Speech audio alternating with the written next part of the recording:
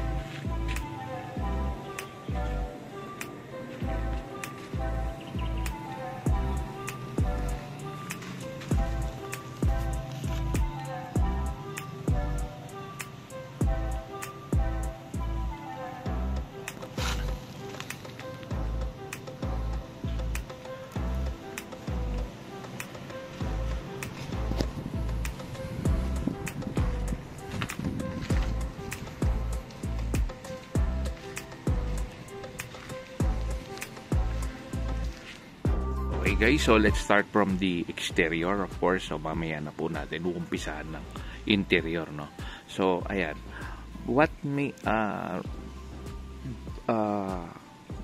the Toyota Innova XE has a Toyota Innova E feels, no. However, it doesn't have this fog lamps and the mags of the Toyota Innova E. Okay, so kaya siya ginawa na parang ng Toyota is because para maabot ng ating mga buyers yung affordability ng Innova. Kasi actually if you will remember, pataas kasi ng pataas yung demand sa sales ng Innova. And so siyempre nagpa-price increase, tumataas yung price niya, and siyempre yung mga tao napapaisip on buying an SUV na or the Innova pa. However, kasi may matinding panlaban ng Innova, which is the engine na meron si Fortuner, yung pinakamahal ng Fortuner, and pinakamahal din ng Hilux, no, sa the Great 2.8 1GD engine. However, the difference is merong intercooler yung ating mga Fortuner and Hilux. However, this one lang ko lang siya, turbo lang siya. Okay, so medyo na yan, mechanical na yan, technical information na yan para i-discuss pa natin. But then again, ayan, so magumpisa muna tayo. So mag-umpisa muna tayo sa exterior. Ayan. So, it has this signal light here. Ayan. Parang separate yung park light and niya guys, yung headlight. And yung bright, parang something na gano'n. Parang ito yung park light. This is the bright and this is the, or something bright, or ito baliktad, or ito yung dim, or ito yung bright, or pero that's what I see at night, no.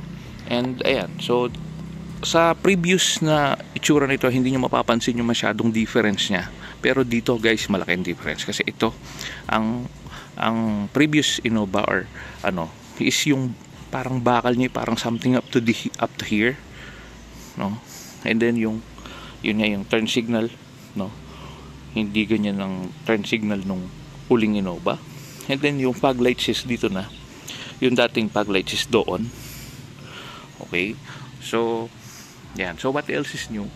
Ayan, meron din siyang turn signals dito. Hindi ko lang alam kung yung mga ibang Innova is motorized na yung ganito, but this one is manual folded pa, no? Ayan, so manual folded pa sila. Okay, ayan, body color ang ating door handle. Yan, and of course the tires. Yan, okay, so this is 205/65 R16. However, still rims lang sila, no? With hubcap. Hindi pa siya mags. Ito yung sinasabi ko sa inyo guys, na kung sa Toyota Innova E ito ay naka-mags na ito, and of course yung naka-fog lights na siya doon. Yun ang naging parang nakitang major difference nila. And wala naman din, ang alam ko, hindi ko lang sure, pero yung Toyota Innova E is parang wala rin siyang sensor, back sensor. However, this one, ayan, mamaya magpo-proceed tayo sa loob para mapakita ko sa inyo. However, this one, wala rin siyang back sensor, pero meron na siyang rear camera. So parang tulad nga ng sinabi ko sa inyo guys, yung Toyota Innova XE is something like pinagsama yung technology, pero at a cheaper price, pero cheaper accessories din siya.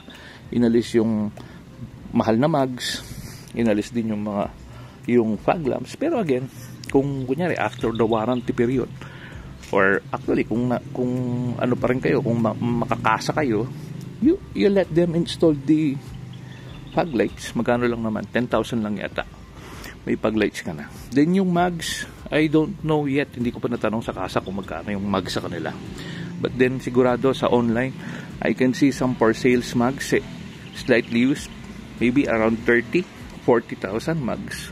Ano kasi kaya mahal lang mags nito kahit maliit siya, 16 inches lang, kasi yung demand. So talagang pag pinamags kasi si Innova, poging-pogi siya, no? Yun yung major advantage niya. Okay, so again, proceed tayo sa exterior muna. Okay, so ayan, body color, door handle. Okay, same sa mags. Okay, yan. Tires natin is Blue Earth E70 Yokohama. Okay. Nakita nyo yung ilalim niya guys, ang ganda. Bagong-bago guys.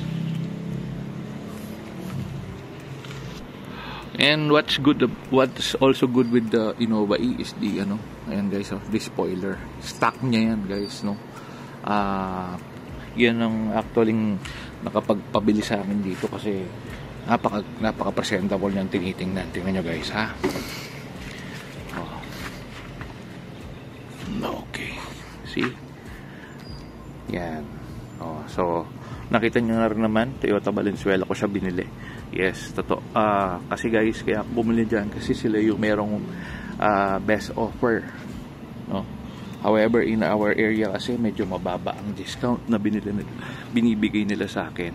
And this was cash bought, hindi po siya installment or hindi siya financing. Kaya siyempre, doon tayo sa may pinakamataas magbigay ng discount. So, yan, the legendary poging taillight ng ating Innova XE. And kung napapansin niyo guys, sa Innova E, Innova J, wala na yung niya rito, yung emblem niya rito.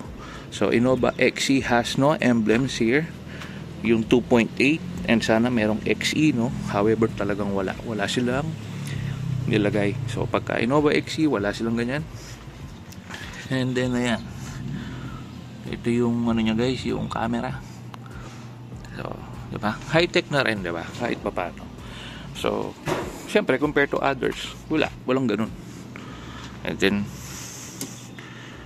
yan ang wiper.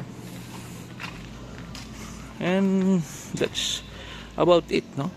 So, proceed na tayo nito sa interior. Wala namang masyadong special sa labas. And ito yung makikita nyo sa interior. Okay? So, yan. Dahil wala pa yung deep dish mat na in-order ko, and wala pa rin akong rito sa pen, bumili na muna ako ng floor mat pansamantala, para din yung amoy natin hindi mapunta sa seat cover, no? So ayan. So basically ito yung ating ito yung front part ng ating interior, which is the dashboard, no? Ayan.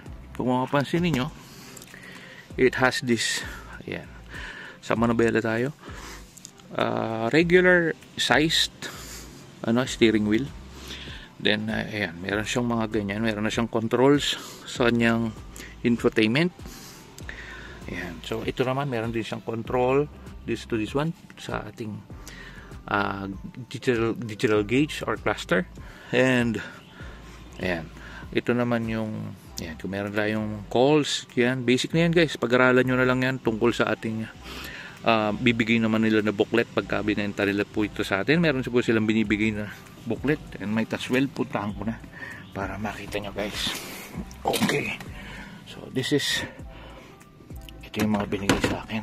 Okay, so sadly wala siyang wala silang manual, wala silang yung black bag. Ayan, nilagyan ko na rin ng RFID guys. Okay, so ayan ang RFID ngayon dito na sa windshield. And ito yung manual booklet natin, owner's manual. Wala siyang yung black na pouch, no. And this is the infotainment. Okay, meron ng upper CarPlay ito, meron na ring Android. Okay, yan. So again, yan ang ating guys, dashboard. Yes, okay. So by the way, yung keys natin is ganito, no guys. Flip key. Okay, napaka-presentable. And some are, hindi ko lang alam kung merong Innova na touchscreen, but for Toyota Innova XE, ito po yung binigay nila sa akin. 3 pieces po dito, 2 yung ganito, and merong isa na walang ano ba tawag dito? Walang remote. Okay, so susi lang yon, yung pangatlo. And then the code para kung magpapaduplicate tayo. Okay, so ayan, so ito yung niya, ito yung makikita nyo guys, no? Ito yung manubela, ito yung dashboard. Okay, I am 5'8" and a half in height, and grabe yung ko rito, yung headroom ko rito, promise, is mataas, no? Malaki at very comfortable.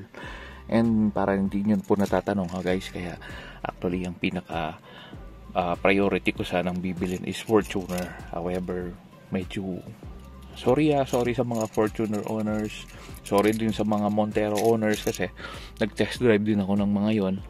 And yung hindi ko lang na-test drive sa SUV is Terra, pero dahil galing kasi ako sa Navara, kaya hindi ko tinake as option yung Terra. Pero sorry sa mga Fortuner owners, and sorry for the Montero owners, pero parang mas naluluwagan ako sa Innova kesa sa Fortuner. And maganda, mataas kang tinitingnan sa Fortuner and Montero, but sadly hindi ako satisfied sa loob. And hindi ko siya gustong maging sasakyan. Okay, so siguro soon, maybe, kung maano ko na siya, kung hindi ko kailangan ng space. But for now, dahil family pack kasi ako guys, and I feel like the Innova is much better. And para sa mga nagtatanong bakit Innova XE ang binili ko, why not G or why not V? Yung G kasi or V or something, meron kasing parang 2-seater lang yata yung middle row niya, and parang kasing so far ngayon sa panahon natin ngayon, so far ang Innova XE ang may pinaka-sulit na price point right now. And sila yung merong magandang promo ngayon sa discount and sa mga freebies nila, no? Yeah. So okay, stock. So dito wala siyang salamin. And of course, dito wala rin siyang salamin, no? Yan lang parang pansin ko lang is parang napaka-basic talaga. And you have this sunglass holder, salamin nyo, sunglass holder or eyeglass holder. Yan, yung ilaw. Okay, so pag gusto nyong buksan ng nakabukas ang pinto, and then off, yun lang, off or door open. Okay, so yes, and meron din siyang ilaw doon. And sandali guys, proceed tayo dito sa may likod. Dito pala guys, bago ako mag-proceed doon, meron tayong ano rito, charging outlet. Ayan guys, sa traction control, mas maganda daw na sabi ng ahente ko is dapat naka-on lang daw lagi ito. Ito yung defogger. Ito yung mga indicator ng light natin with the airbags, eco mode, and power mode. Pero I don't use this two dahil gusto ko normal mode lang siya lagi. Kung ano yung natural, yun ang dapat sundin ng ating transmission.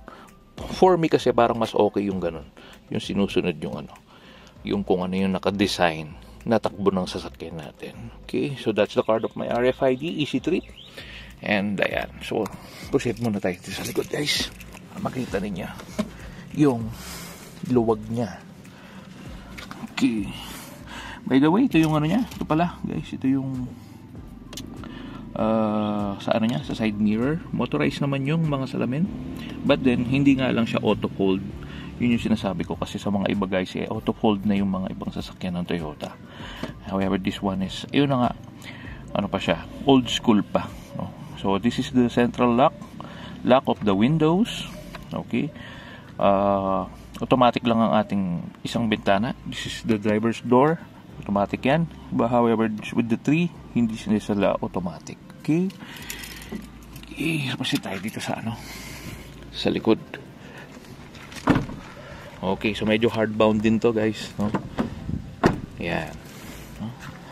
And this is what you see from the middle row. Okay, so yan o, tingnan nyo naman guys, napakaluwag. See? Oh, tingnan naman yan guys. Yung headroom napakataas. I'm 5'8" and parang nandito lang yung ulo ko. Hanggang parang nandito lang. And siguro mga nasa 8-10 inches pa yung laki. Siguro mga 6 inches na max kung uupo ako dito. Medyo pataas, elevated lang ng konti yung upuan na ito sa harap. So siguro dito mas maliliit na yung headroom ko, mga 6 inches or 4 inches, 5 inches yung headroom kung ako ang sasakay. As 5'8", syempre kung kunyara 6-footer yan, medyo sagad na siguro siya, or ano man, di ba, konting adjustment lang. And then ayan guys, mayroon siyang ano rito, socket for charging na naman. Okay, ito yung ano niya guys, ito yung special feature na parang sabitan to, hindi ko alam kung parang something Okay, yan, meron siyang sabitan dito sa may likod ng upuan niya. If you want to, meron kayong sasabit na bagay gamit dyan. And anyway, thank you for the Toyota Valenzuela dahil meron tayong seat cover na free. And in-install na nila, na pagdating natin doon naka-install na. And they also offer a 3M tint. Nakikita nyo ba guys? Malabo. Okay, malabo yung yung logo ng 3M tint, no? Pero again, subukan ko pa rin ipakita sa inyo yung logo ng 3M. Malabo talaga, hindi siya makita sa camera. But then again, ayan, so we have this control here. So konti lang yan, aangat na yan guys. Okay, gagalawin ko guys Okay, so matataas mo na yan, no? That's how you will access the back part, no? Ayan. So yung legroom mo guys is reasonable naman. Kaya nga I think we can hold at least 8 persons here. 3 here siguro. Mas maganda kung mga bata yung mga isasakay nyo dyan. And 3 adults here. Kaya naman ng 4 dito kung payat lang sila. Ayan. And then, napakasimple guys. Movable yan guys. Pwedeng mayabante. No? Okay, kailangan ng katulong. Okay, mamaya na yan guys. And ayan, so by the way, sa mga sidings niya wala siyang wala siyang silver accents. Plain black lang siya. Ang ating Innova XC wala siyang yung medyo luxury type of color sa ating sidings, no? But it's good. Maganda naman, okay lang. Hard plastic. Ito fabric to. Iwasan na lang natin hawak-hawakan dahil mamumuti yan. So dito naman is ayan, yung ano ba to, may ipit dito. Okay, may ipit dito na naiwan. Okay, then okay, so yan, wala pa kasi yung deep dish matting natin, kaya nadudumihan pa sila. Oh, diba? Okay. Sa likod naman guys is yung handle ng opening, pang open ng door is this one. Kailangan may battery lagi tayo, no? Kasi kung hindi, ayan, nakikita nyo ba? O, ito, may button siya to open the back. Buksan natin guys, tutunog yan. Okay. See? Okay. So we also have this dito, yung ating reserva, no? And ito yung lagayan ng tools dito. Balik muna natin to. By the way, this one is for this one, para dito sa gitna yan. Yan, para may sandalan yung pangatlong tao na uupo dito. Okay. And pag nakataas naman yan, ibalik nyo lang doon para safe and secure siya dyan. Okay. However, yan yung ito yung mga tools.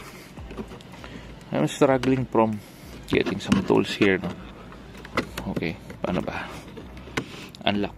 It says unlock. Yan. So medyo lang, hihirapan mo. Ayan. Okay, so here we have jack here, and of course yung mga tools ng ating pangtanggal sa gulong. And ayan, meron din tayong light dito, pero hindi naman usable. Ito yung sabitan ng ating mga seatbelt, para hindi nag-iingay.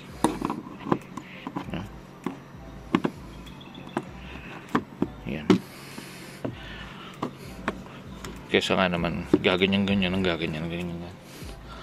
And ayan, so that's, ayan guys, makikita nyo yung headroom. Masyado talagang we also have an adjustment here. Ayan guys, so diba, parang ang taas naman masyado. Anyway, baba natin. Wala, yun talaga yung niya, lock nya. So it's better na para may visibility tayo sa likod. And ayan, ito yung handle nya pag ibababa natin. Yan. So there's nothing much here, no? Mamaya natin ayusin yan. Nalimutan. Okay, so sa harap na tayo ulit guys. Marinig ko sa inyo yung pag-andar sa kanya. Okay, so what's good with this is, ayan, so pagka sinaksit, nilagay ko na yung susi guys, no? Kita nyo yung ilaw, 1, 2, 3. Okay, so hindi siya makita rito dahil maliwanag, pero tanggal natin guys, ha? Tanggal natin kung may ilaw siya, ha? Okay, susi, nakapakabit na yung susi, hindi talaga makita guys. Anyway, ayan yung sounds nya. By the way, yung noise sa labas guys, wala akong masabi kasi siya, napakatahimik dito guys. Actually yung busina ng parehas mong sasakyan sa labas minsan hindi ko pa marinig. Napakaganda ng noise reduction nila rito. Wala akong masabi, promise. Okay, but then ayan, pakinggan nyo yung engine sounds niya guys. Okay, I'm sure narinig nyo yun. Rinig siya, yung engine niya, rinig siya rito sa loob, pero tolerable, no? Wala yan talaga yung ng diesel maririnig mo talaga. So buksan natin yung aircon. Okay,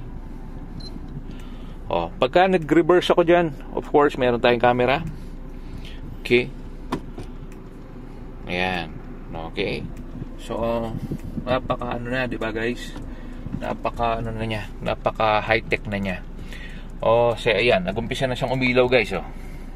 Siguro pagka-start doon umiilaw yung ating mga ano, yan, yung mga bilog-bilog na yan, no? I don't know what it's called, pero ayun. About the aircon, ako na magsasabi sa inyo guys.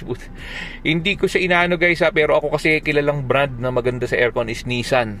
Pero grabe, ang lamig ng aircon ng Innova. I don't know why. I don't know what did they do with here, pero napakalamig. Hindi ko na ginagamit tong ano dito guys, hindi ko na ginagamit tong second row controls para sa aircon. Pati yung mga bata, when they sit here, of course, lamig na sila using this front aircon pa lang. Lalo na pag ni number 2 ko pa yan, ako, mangingisay na sila sa likod, no? Paano pa pag binuksan ko pa to, itong mga aircon vents na to? Pag binuksan ko yan, no? Ang lamig, grabe, ang lamig ng aircon. Dual aircon siya, of course. So, ayun nga, sabi ko nga sa inyo, ang ganda. Ang lamig, wala akong masabi, dinaig niya pa yung Nissan. Actually, yung Navara ko malamig din naman ng aircon, pero mas malamig pa to kaysa sa Navara ko. Actually, baka din siguro dahil matandaan na rin yung Navara ko, 5 years na, pero ito kasi brand new, kaya siguro mas lumilitaw na mas malamig ito. Okay, so ayan, meron siyang controls dito, display. Ayan, pag pinipindot po natin to, ayan. So pag-aralan nyo na lang to guys, hindi ko na kasi ano yun pa to, hindi ko na siya step by step. Ngayon, bakit tatanungin nyo ako guys kung bakit Innova XE ang binili ko guys? Okay, by the way, nakalimutan ko yung upuan ng driver, meron siyang height adjustment. Pwede po natin siya mataas at pwede natin siya maibaba. So para sa mga babae na may balak bumili nito, of course, pakita ko sa inyo guys, advantage yun dahil ano siya, ma-adjust ninyo. Ayan ito guys, aangat yan. Matataas nyo to, yung upuan matataas. That's the good thing with Innova, no? Para kung kunyari kayo na buyer is babae at medyo maliit po kayo, makonsider nyo ang Innova XE. Okay, what's best part of it is the automatic transmission. Yung itsura nito guys is parang Toyota Innova J, the basic version, which is manual transmission, and this one is the Innova XE with the automatic transmission. So kaya ako binili to kasi nga napansin ko murang-mura siya sa price niya at 1.375. Pag binili nyo pa siya ng cash, ay malaki pa ang discount na ibibigay sa inyo.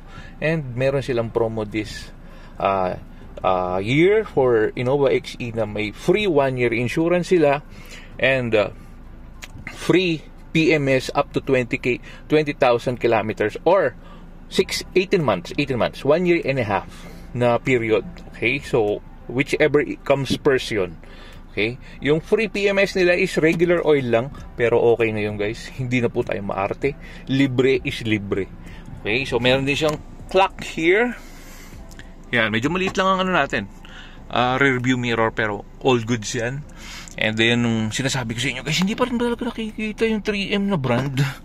Dapat nakikita na siya Hindi ko mapakita tuloy yung yung logo ng 3M. Anyway, ayun nga, free 3M tint pa yan guys, 3M tint. Medyo madilim lang sa gabi or sa mga lugar na walang ilaw, but it's all good, no? Wala akong masabi. Okay, so dito, yan, yan, nilagyan na natin ng RFID, of course. Yan, sabi ko na sa inyo yan. Meron tayong, ito yung sinasabi ko sa inyo guys, meron tayong Android Auto, Apple CarPlay, Bluetooth, AUX in, USB, radio, AM, FM, meron yan guys. Okay, so yung ano pala nito, antenna rin nito is shark fin na. So napakaganda, wala na yung oldies na hinihila pa na ganun. Okay, so goods. Ayan, kaya ako siya binili kasi nga naka-promo, free 1-year insurance, free PMS 1 up to 20K. This ano lang to guys, October 2024 ito nung binili ko. Okay, I don't know kung hanggang kailan siya magpo-promo. Kaya ako hinabol ito guys, sa totoo lang kasi sabi ko nga sa inyo, hindi ko nagustuhan ng Fortuner at hindi ko nagustuhan ng Montero. And actually, ang dapat na isa pang choices ko rito sa pagbili ng sasakyan is isa pang choice, no? Ang isa pang choice na dapat na option, or I mean option na bibilin ko before Innova XC is the Corolla Cross. However guys, parang ang hirap palagpasin ng 2.8 diesel engine nito na meron yung pinakamahal na Fortuner at pinakamahal na Hilux, no? And for me kasi guys, right now, for this year 2024, I do not feel like yung hybrid or yung electric vehicles is not yet, para sa akin, hindi pa ready ang